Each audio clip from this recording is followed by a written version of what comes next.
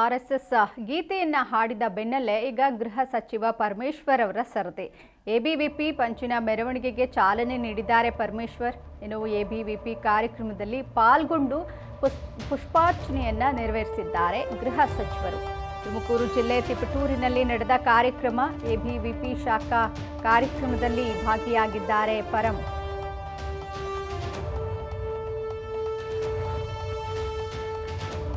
DKShi RSS ಗೀತೆಯನ್ನ ಹಾಡಿದ್ರು, ಇದು ಸಾಕಷ್ಟು ಸುದ್ದಿ ಮಾಡಿತ್ತು ಈ ವಿಚಾರ. ಈಗ ಗೃಹ ಸಚಿವರ ಸರದಿ.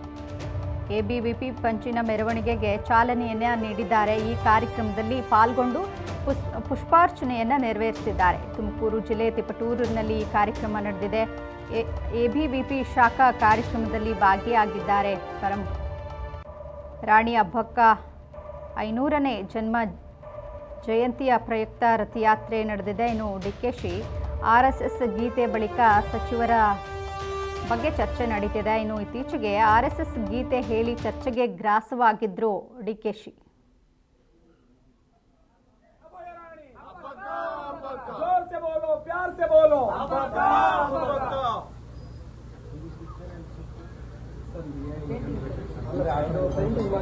ಮಂಗಳೂರಲ್ಲಿ ಹಬ್ಬಕ್ಕ ಒಂದು ಫುಲ್ ಮ್ಯೂಸಿಯಂ ಇದೆ. ಅಲ್ಲಿ ತುಕಾರಾಮ್ ಪೂಜಾರಿ ಅಂತಿದ್ದಾರೆ. ಅವರು ಎಲ್ಲ ರಾಷ್ಟ್ರದ ಎಲ್ಲ ನ್ಯಾಷನಲ್ ಸೈಂಟಿಸ್ಟ್ ಅಂತ ಕಳಿಸಿ ಒಂದು ಅವರಿಗೆ ಕಲಿತು.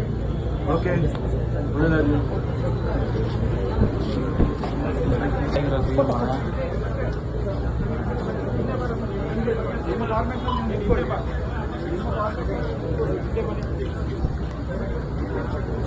भारत माता की जय, भारत माता की जय, वीर रानी अभय रानी, वीर रानी अभय रानी, जोर से बोलो, प्यार से बोलो.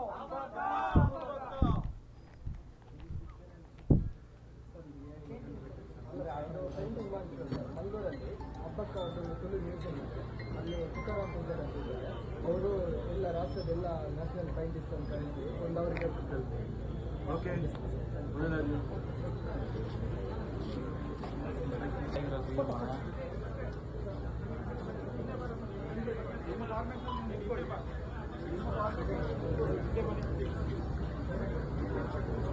भारत माता की जय, भारत माता की जय, वीर रानी अभय रानी, वीर रानी अभय रानी, जोर से बोलो, प्यार से बोलो.